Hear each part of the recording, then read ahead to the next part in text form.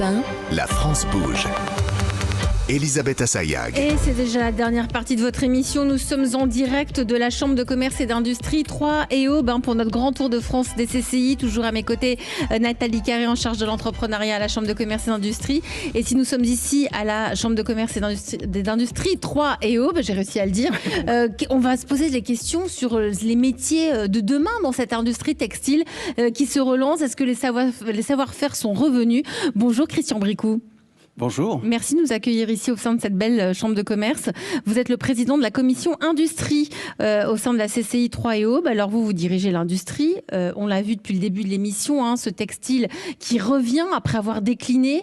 Dans les années 83, c'était 35 000 personnes dans le textile. Aujourd'hui, moins de 3 000 personnes. Comment la CCI accompagne-t-elle ces industries textiles? Si vous voulez bien une image d'abord. Ici, vous êtes à l'espace réglé.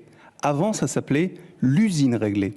L'usine réglée, elle faisait la marque Scandale dans la lingerie féminine et elle faisait aussi coup de cœur pour les hommes. Ah mais oui, c'était les pyjamas hyper jolis. Alors, c'était superbe. C'était à 3. Et puis, dans les années 80, quand l'Asie rafle la mise, eh bien, ces entreprises ont disparu.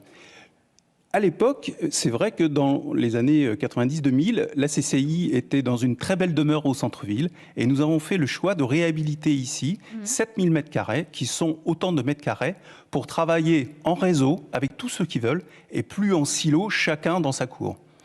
Donc je pense que la première chose que fait la CCI, c'est de travailler en collaboration avec l'ensemble des métiers et de faire en sorte qu'on travaille de façon horizontale. On travaille non plus la verticalité, mais on essaye de horizontale. Alors, les gens en réseau. Vous les aidez à s'implanter, là, les marques. Alors, on veut dire que la CCI, c'est devenu c'est un peu un centre de marque, quoi. C'est-à-dire que vous allez les aider à s'implanter au sein du territoire. Bien sûr. Et vous avez parlé de la formation, vous avez parlé des métiers.